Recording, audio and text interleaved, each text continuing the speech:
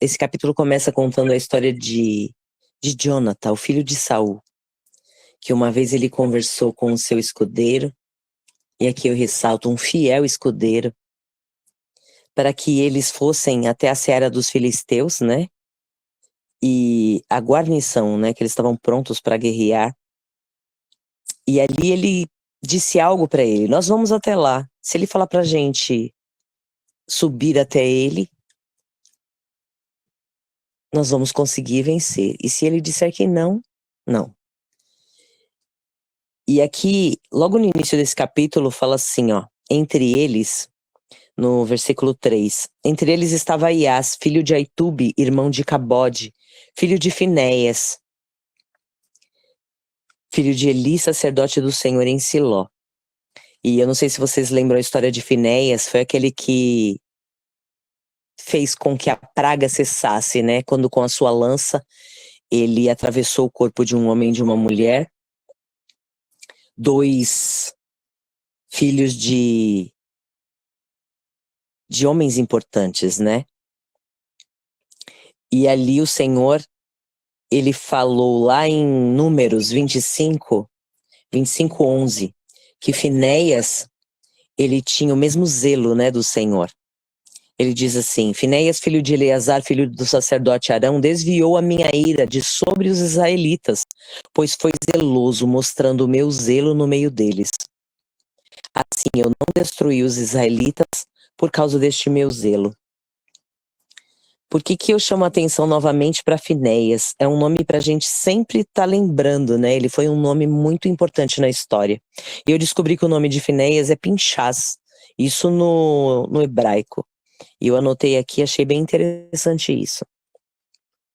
Mas voltando para a história de Jonathan, que está aqui neste capítulo, ele fez exatamente o que estava no coração dele.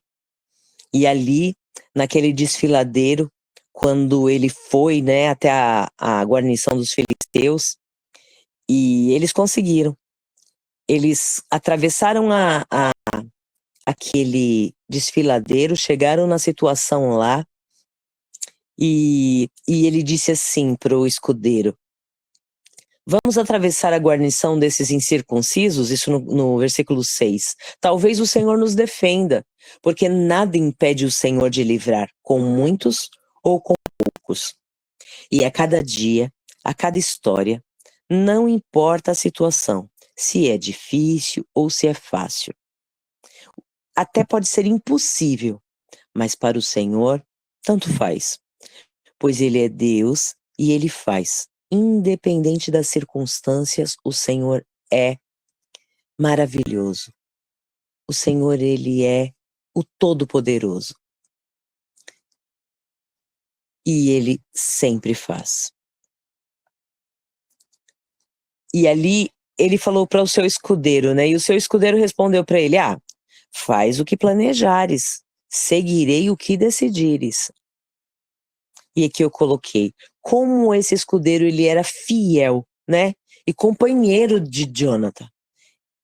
Ele poderia, né? Talvez não falar isso, mas ele disse: pode fazer o que você quiser, porque eu tô com você.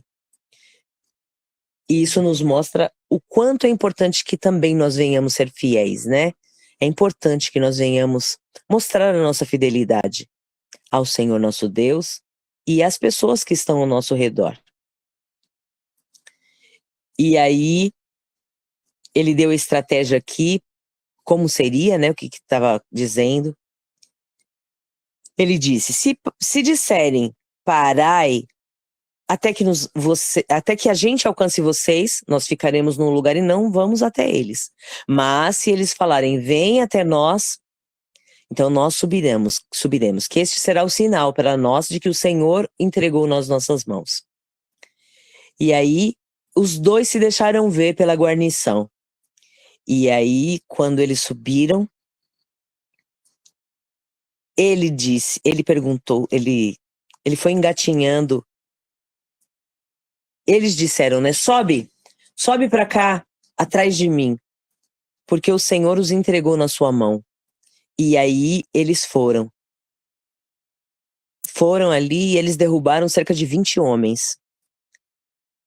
numa situação de guerra, né? Nós aqui no Brasil é difícil a gente entender algumas situações de guerra. Muitas vezes a gente assiste um filme, observa uma cena,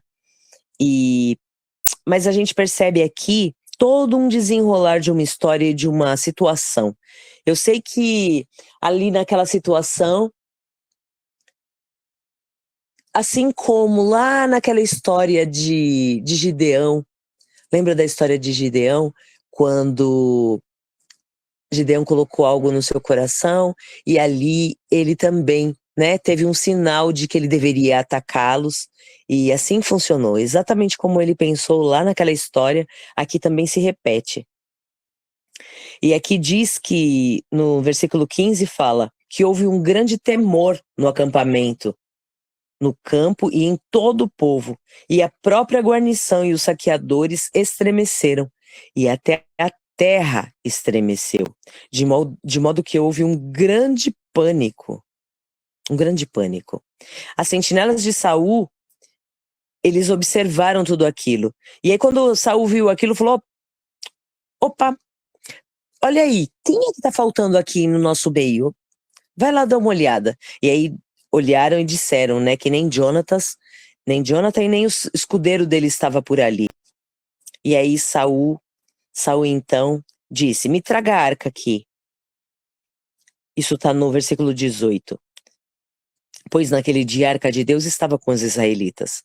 E quando Saul ainda estava falando com o sacerdote, o acampamento dos filisteus começou a ficar muito alvoroçado. Aí Saul disse assim para o sacerdote: deixa por enquanto a arca. Perceba aqui que ele fala dois tipos de pensamentos, né? Dois tipos de fala. E a palavra do Senhor sempre diz pra gente que a nossa palavra deve ser sim, sim e não, não.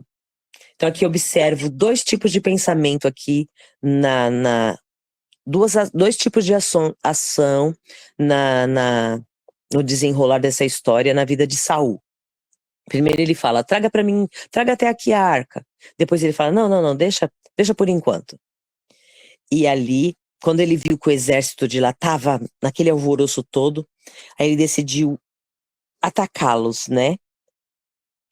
E ali o Senhor livrou, deu um grande livramento naquele dia para eles. Logo mais à frente, fala a respeito do voto que Saul fez com relação aos soldados, que ele tinha dito. Ele tinha feito um juramento diante do exército que nenhum deles deveria tocar, né, em comida. Ele disse: maldito o homem, no versículo 24, maldito o homem que comer pão antes da tarde, antes que eu me vingue dos meus inimigos. Por isso todo o exército deixou de comer. E logo mais à frente, Jonathan fala algo. E aqui no meio dessa história aqui, eu vejo o que está escrito em Eclesiastes 5:4. Vamos dar uma olhadinha lá. O que está escrito em Eclesiastes 5:4. Quando fizeres algum voto a Deus, não demores a cumpri-lo, porque ele não se agrada de tolos. O que votares, trata de cumpri-lo. É melhor não fazer voto do que fazer e não cumprir.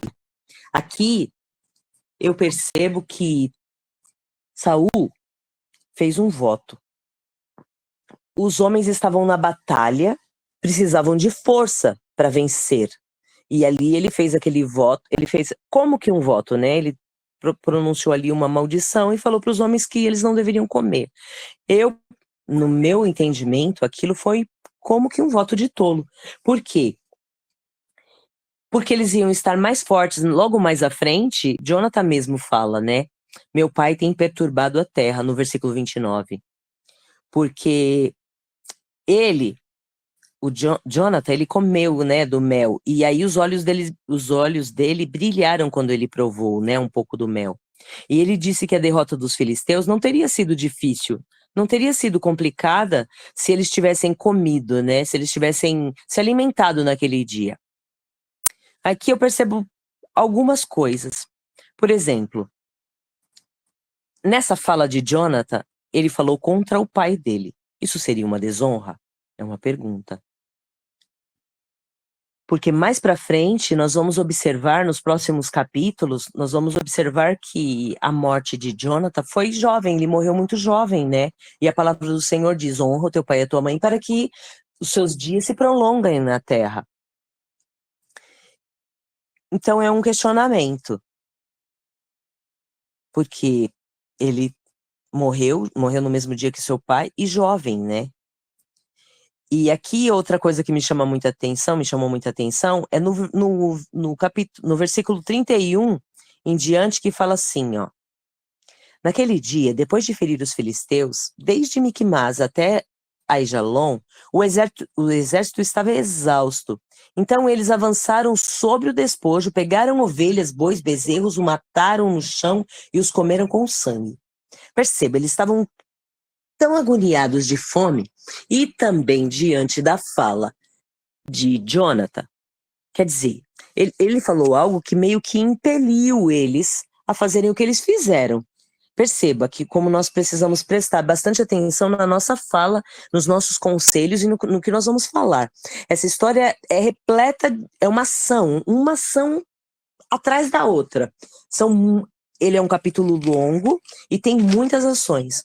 Mas percebe que aqui, eles só fizeram isso, talvez, pela fala de Jonathan lá, que falou, ó, eu tô, sabe, me deu aquele brilho no olhar, aquela força a mais. E aí eu consegui fazer, tipo, foi feito tudo aquilo que aconteceu, tal, devido a isso. Pela fala de Jonathan, meio que ele deu um incentivo aos homens de fazerem isso. Só que o que eles fizeram era completamente errado diante da palavra do Senhor. Em Levítico 17:14, fala a respeito disso. Levítico 17:14. Só um instante, que eu tô abrindo aqui. Fala assim, ó. Pois a vida de toda a carne é o seu sangue. Por isso falei aos israelitas, não comereis o sangue de nenhum animal, porque a vida de toda a carne é o seu sangue. Qualquer um que comer será eliminado. Todo homem natural ou estrangeiro, que comer do que morre por si, ou do que é dilacerado por animais selvagens. Lavará suas roupas, se banhará em água e ficará impuro até a tarde. Ali ele está dizendo como que se limpava disso, mas o principal aqui é que ninguém deveria comer a carne com sangue, sendo natural ou estrangeiro. Isso foi dito lá em Gênesis também. Gênesis 9, 3 e 4. Gênesis 9, 3 e 4. Fala assim, ó. E tudo quanto se move e vive nos servirá de alimento, bem como a planta verde, eu vos dei tudo, mas não comereis a carne com sua vida, isto é, com o seu sangue. Isso aqui foi uma das ordenanças que o Senhor estava dando lá desde o início, de que o povo não deveria comer a carne com sangue. Em Atos 15, 28, Atos 15, 28, fala assim, ó.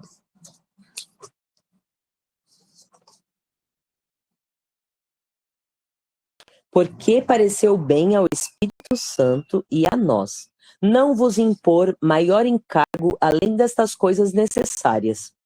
Aqui em Atos, ele está dando ordenanças para os irmãos que tinham se convertido, os irmãos gentios. E aqui perceba que eles estão falando a judeus, né?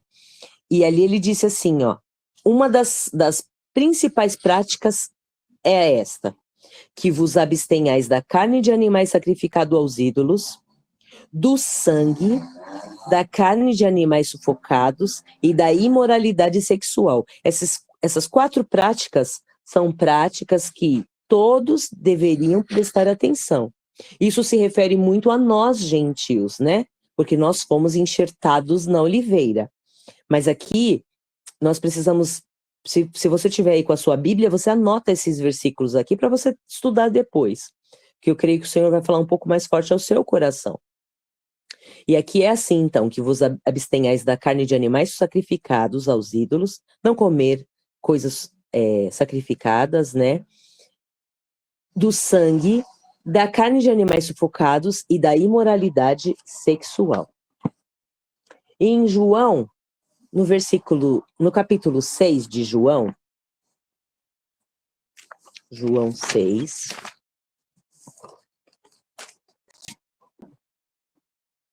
(54).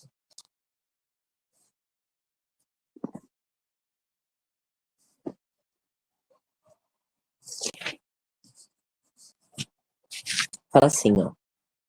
Quem come a minha carne e bebe o meu sangue tem a vida eterna, e eu o ressuscitarei no último dia, porque a minha carne é verdadeira comida e o meu sangue é verdadeira bebida.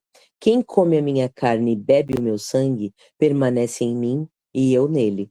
Assim como o Pai que vive me enviou e eu vivo por causa do Pai, assim quem de mim se alimenta também viverá por minha causa.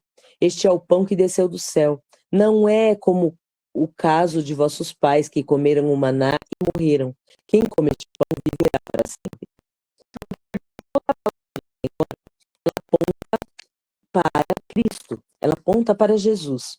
E hoje em dia, quando eu leio a palavra, eu observo no texto o que é que está apontando para o Senhor. Então, todos esses textos que nós vimos a respeito de alimento, percebemos que na palavra do Senhor, ele fala muito a respeito de alimento. Por todos os lados você observa e sempre fala a respeito de comida, do que deve se comer ou não, de tudo que deve ser feito. E esses versículos que nós citamos aqui, observe lá que quando Jesus fala muito a respeito de quem come da sua carne e bebe do seu sangue, isso se referindo à ceia, né, à Santa Ceia do Senhor, ele é muito enfático com relação ao que nós devemos fazer ou não fazer. E aqui nesse capítulo aqui esse capítulo 14 de 1 Samuel, fala a respeito, né, de que eles fizeram algo ali de errado, de muito errado. E quando contaram isso a Saul, ele disse que o exército estava pecando contra o Senhor. Lógico que nessa época, né, eles não sabiam do contexto total, mas hoje nós temos a Bíblia toda e nós podemos observar que todos esses detalhes que o Senhor fala a respeito de não comer carne sufocada, de não comer a carne com o sangue, porque ali está está a vida. Então você vai percebendo alguns detalhes, e eu creio que o Senhor vai falar ainda um pouco mais ao coração de cada um aqui, a respeito dessa situação. E lá na frente, como eu citei nesses versículos, depois vocês anotem aí, vão lá e dão mais uma estudadinha para que o Senhor fale com você a respeito desse assunto. E aqui nesse capítulo, Saul, quando fala a respeito disso, ele falou assim, ó, me traga aqui uma grande pedra.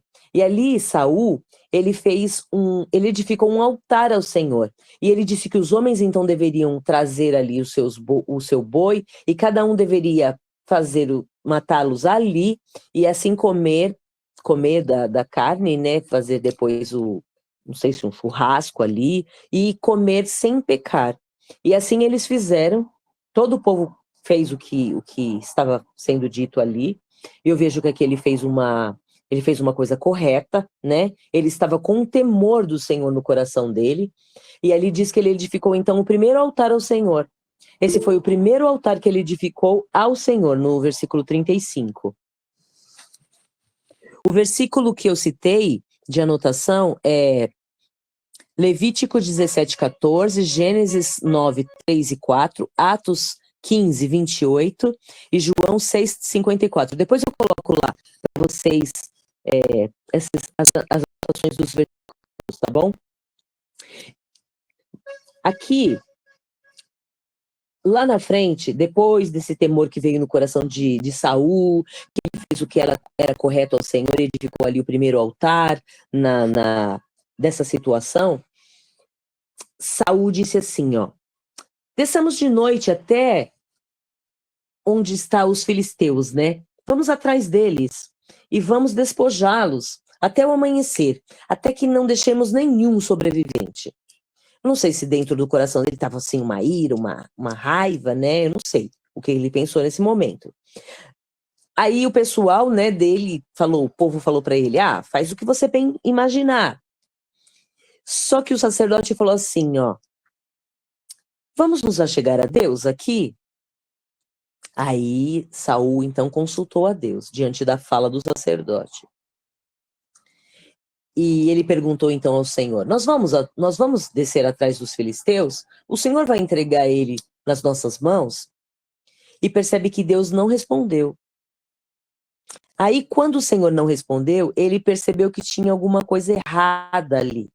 Ele falou, isso está com cheiro de pecado aqui.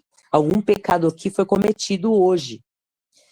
E aí, você percebe que a percepção do certo e do errado ele tinha, né?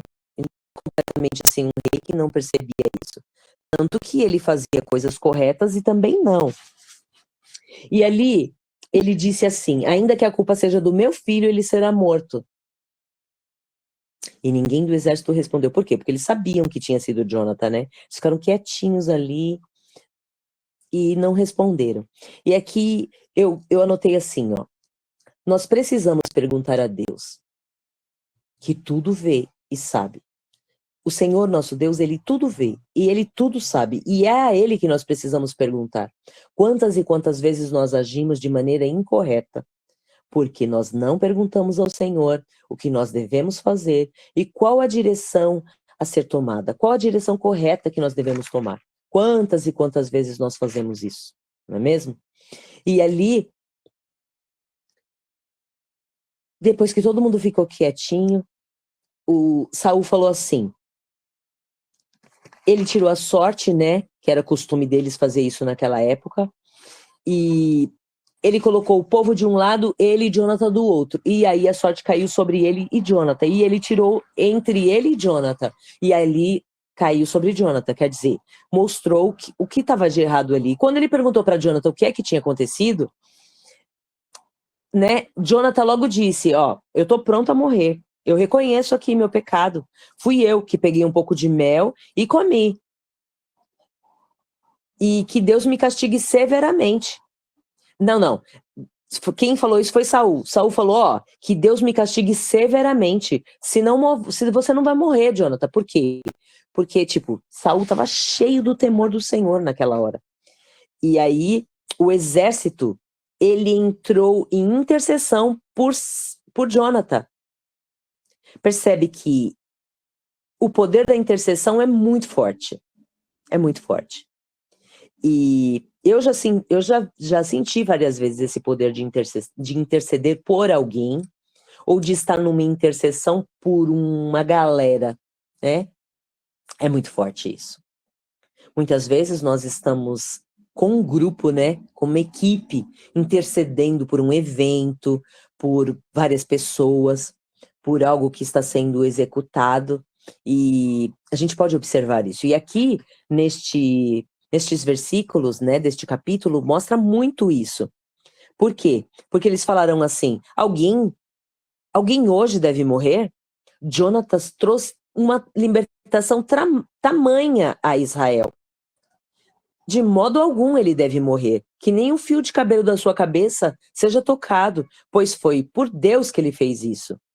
E com essa fala, eles aplacaram a ira de Saul, aplacaram todo aquele temor que ele estava com relação ao Senhor também. Então percebe que, eu não anotei aqui o versículo que fala, né, que com a boca nós temos o poder, com a nossa língua nós temos o poder da vida e da morte. E que também, dependendo da nossa fala, a gente aplaca a ira de alguém. Dependendo do que você fala e com o jeito que você fala, você arrebanha a pessoa para o seu lado, né? Você traz uma pacificação naquela situação, você traz uma situação ali você apazigua, né, a situação ali. E aqui nós percebemos que com a fala do povo, isso foi resolvido, né? Ali não houve, então, a situação da morte de Jonathan naquele dia. E ali, então, Saul deixou de perseguir os filisteus e eles voltaram para o seu lugar. E aqui, mais à frente, fala que Saul vencia todos que ele atacava. Ele foi valente, derrotando amalequitas, libertando Israel da mão dos que os saqueavam. Então, quer dizer, ele cumpriu a sua função, né? Em várias situações aqui, ele cumpriu as suas situações, as situações que foram lhe impostas. E mais abaixo aqui, cita a respeito dos filhos de Saul, a respeito das suas filhas, o nome da sua mulher. E um nome aqui é citado, e eu quero chamar a atenção de vocês para quem? Para Abner, o primo de Saul. Nos próximos capítulos do desenrolar da história, nos próximos livros, vai trazer a história de Abner, né? O primo de Saul. E percebe que este jovem, desde pequeno, ele foi se desenvolvendo e foi dado uma oportunidade para ele, né? E ele agarrou essa oportunidade com unhas e dentes. E o que eu anotei aqui? Eu anotei que nós precisamos também dar a oportunidade para jovens aprendizes, para pessoas que estão iniciando, que não têm experiência. Isso numa questão de contratações mesmo, para empresas, para te fazer um trabalho. Eu, quando tinha 14 anos, me foi dada uma oportunidade de entrar numa empresa. E depois de 6 meses, eu já estava sendo como que efetivada nesta empresa, que eu já executava a profissão que foi me dada a oportunidade. E depois de 6 meses, quer dizer, quando eu estava com 1 ano de empresa, eu já estava sendo ensinada a ser encarregada nessa empresa. Quer dizer, eu tinha o quê? 15 anos quando isso aconteceu. E a palavra nos ensina e nos dá várias dicas valiosas quanto a contratações. Em Mateus 20, fala a respeito dos trabalhadores da vinha. Em Eclesiastes 9:10, fala a respeito de situações em que todo trabalhador deveria estudar, o que está escrito em Eclesiastes 9:10. Deixa eu abrir lá. Eclesiastes 9:10.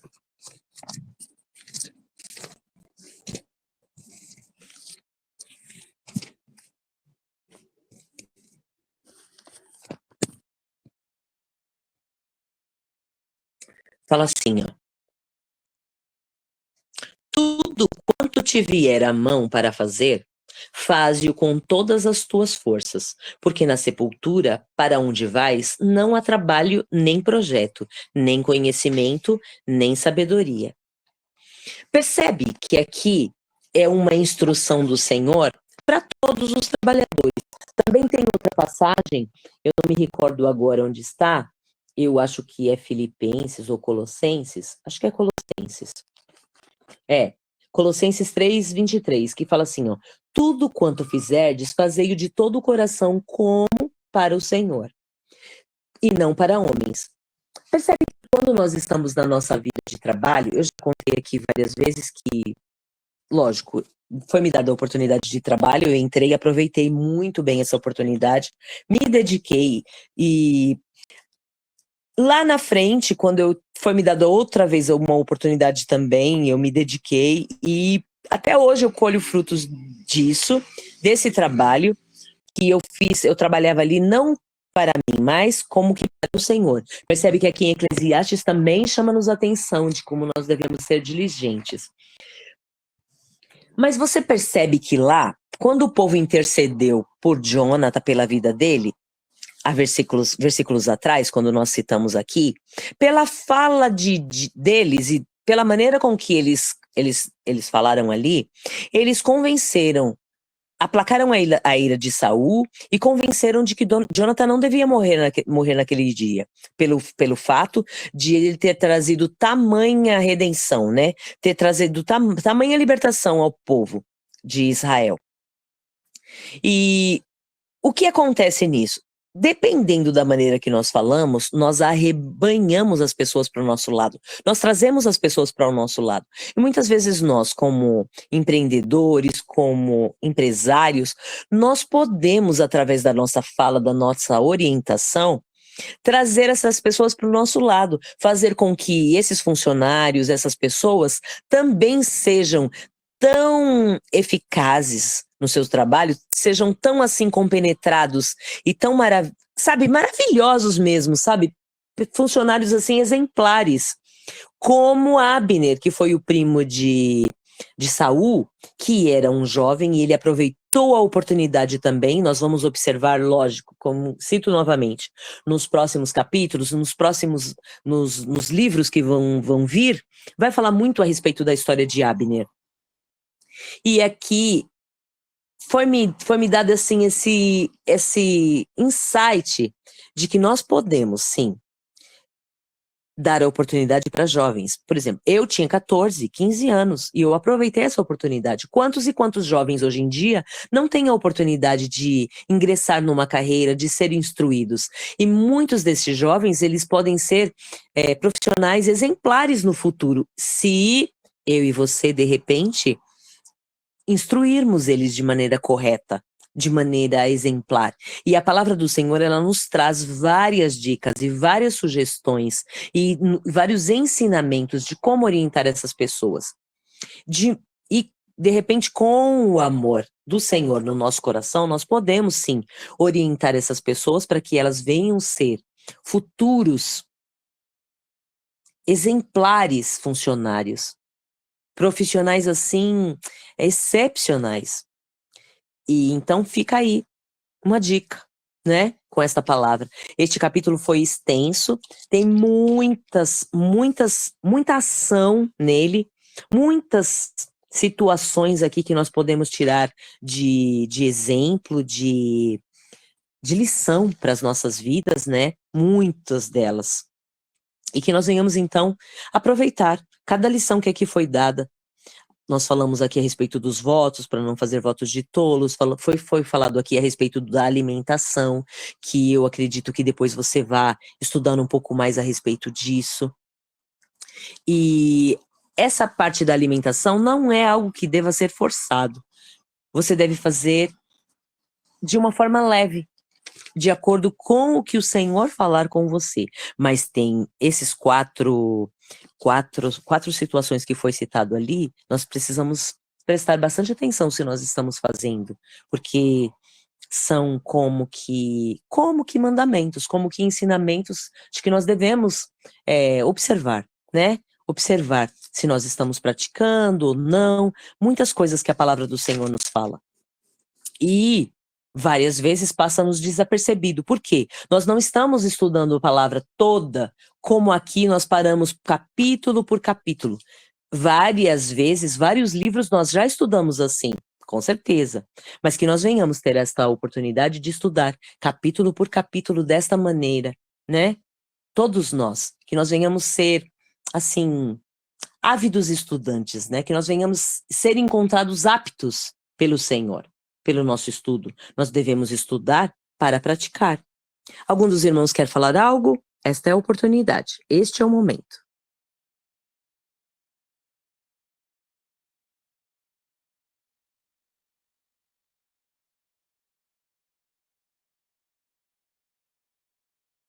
Amém. Então, eu quero concluir dizendo a vocês assim: eu vou observando o que diz a palavra e eu vou colocando em prática. Muitas coisas rapidamente eu procuro me consertar quando eu vejo que eu tô errada em algumas coisas. E ultimamente eu tenho praticado muitas coisas em relação à minha alimentação. E eu tenho notado uma diferença muito grande na minha vida. É como se um canal com o Senhor que tivesse interrompido fosse sendo liberado, fosse sendo aberto. É como um cano. Vamos imaginar um cano entupido, certo? Ao longo da vida, várias ações que nós vamos fazendo, eu imagino assim, na minha cabeça, que com o pecado e com várias ações que nós vamos praticando ao longo da vida, isso vai como que entupindo este cano. E dependendo da ação que você faz e pratica, você vai limpando, desobstruindo este canal, desobstruindo este cano. E aí o seu acesso ao Senhor vai ficando de forma diferente. E eu tenho observado isso na minha vida. Eu quero incentivar você que estude a respeito do assunto também, para que muitas das práticas que de repente hoje você faz e você observa, poxa, isso não está dando certo. Ah, vou aqui estudar um pouco mais a respeito deste assunto, então, e vou começar a retirar algumas coisas da minha vida que me parece que tem me impedido de avançar e me achegar ao Senhor. E com isto, com esta palavra, eu quero incentivar você a praticar a palavra. Não somente ser ouvinte, como o irmão Antônio sempre fala aqui, mas praticante.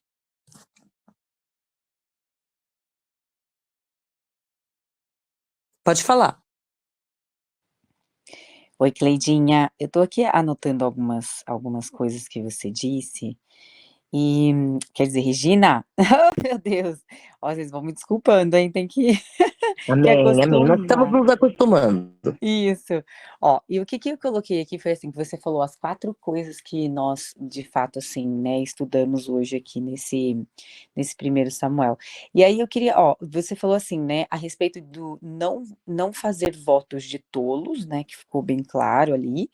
A alimentação, que inclusive agora você retificou algumas coisas também, né, fazer de uma forma mais leve também, né. E você disse outras 2 coisas a respeito do trabalho mesmo, né, pedir uma orientação de Deus e tudo mais. Em relação a isso, quais depois se você puder até colocar lá os versículos também, capítulos, em relação ao trabalho mesmo, né, nessa questão de orientação, porque um deles é a gente de fato, né, fazer, em Colossenses eu acho, né, que você já colocou ali inclusive, acho que até tá ainda, fazer algo, para os outros, né, como se estivesse realmente servindo a Deus, fazendo para Deus, né.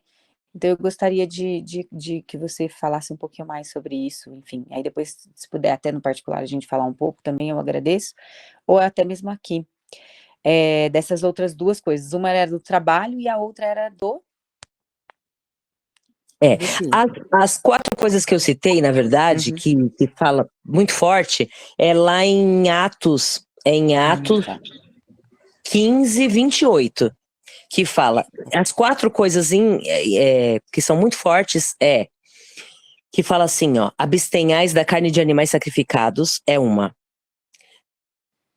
Uhum. sacrificados a ídolos é uma, o sangue é a segunda, comer da carne de animais sufocados é a terceira. E imoralidade sexual é a quarta. Nós tivemos várias lições neste capítulo, várias lições, mas as 4 principais que eu estava citando é essas daqui, essas 4, que está em Atos 15, no versículo 29, 25. que nós Ah, precisamos 20. prestar bastante atenção, é isso aqui, tá bom? Não, perfeito. Aí Gratidão. depois a gente pode estudar um pouco mais a respeito desse assunto. Combinado. Gratidão, um beijo. Amém. Vamos orar para a gente encerrar então? Pai, eu te louvo, te bendigo, te agradeço. Obrigada, Senhor, por este capítulo. Obrigada por este estudo. Muitas das vezes, Senhor, muitos ensinos, muitas coisas nos deixa assim um pouco ressabiados, nos deixa assim um pouco apreensivos com relação a alguns ensinos. Mas eu tenho notado como que o teu Espírito vem e nos traz o discernimento a respeito de muitas coisas e nos ensina muitas outras. E a minha oração nesta manhã é que o Senhor, que é lindo e maravilhoso, que é o nosso Deus todo-poderoso, que é onisciente, onipresente, onipotente, o Senhor pode vir através do teu Espírito e falar ao nosso espírito, e que esse venha governar sobre a nossa alma e o nosso corpo. Que o Senhor, na tua palavra o Senhor diz que o Espírito está pronto, mas a carne é fraca. E nós sabemos que na carne nós pecamos, mas nós queremos agradar a ti. Nós queremos que o nosso espírito esteja fortalecido em ti e que nós venhamos vencer todas as guerras, porque nós não lutamos contra a carne e o sangue, mas nós lutamos contra os principados, potestades e príncipes que operam nas regiões celestiais. E que nós precisamos entender que somos seres espirituais. E ao lutarmos contra essas coisas, que o nosso espírito venha estar fortalecido pelo teu espírito. E que o Senhor, então, com o teu espírito, que é maravilhoso, que conhece todas as coisas, venha nos dirigir, nos orientar no que nós devemos fazer, no que nós devemos agir, que não somente este capítulo, mas tudo que nós temos estudado da tua palavra, venha nos trazer compreensão do que realmente o Senhor quer de nós. O que nós precisamos ainda nos limpar, do que nós precisamos nos abster, como nós precisamos desobstruir este cano, como que este cano de comunicação contigo. O que é que nós temos colocado de impeditivo para estarmos mais conectados a ti, para estarmos mais próximos a ti? O que é, Senhor? É a falta de amor? É a falta de perdão? O que é, Senhor? É o orgulho? Mostra-nos no que nós temos pecado, no que nós temos errado, que esta semana o Senhor fale conosco, fale profundamente a nós, aos nossos corações, para que nós não venhamos ser somente ouvintes, para que nós não sejamos somente leitores da Tua palavra, não, mas que nós venhamos ser praticantes de tudo aquilo que o Senhor nos ensina. Por favor, Pai, nos oriente. Nós queremos ser filhos obedientes, nós queremos fazer o que Te agrada, nós queremos ser encontrados, Pai, Teus amados, como Teus filhos amados, como o Senhor disse para Jesus, Teu filho, quando ele estava aqui, que o Senhor se comprazia nele porque ele era um filho amado. Nós queremos ouvir isso da Tua boca. Muito obrigada por este dia, muito obrigada por esta manhã, abençoa a nossa semana, dê ordem aos Seus anjos, Senhor, a nosso respeito, para nos guardar em todos os nossos caminhos, e que o Senhor venha nos trazer cura do corpo, da alma e do espírito. Nós Te agradecemos e Te bendizemos. Amém, amém e amém. Uma ótima semana a todos, Deus abençoe. Amém, Deus abençoe todo mundo, gente. Boa semana, bom dia, Deus abençoe. Ô, Brenda, Obrigada. te vejo amanhã, hein, Brenda? Bom dia, boa semana Te para vejo todos. amanhã, hein, Brenda? Amém, bom dia. Amém. Um ótimo dia e a todos nós. Um ótimo início de semana. Um beijo no coração. Tchau, tchau.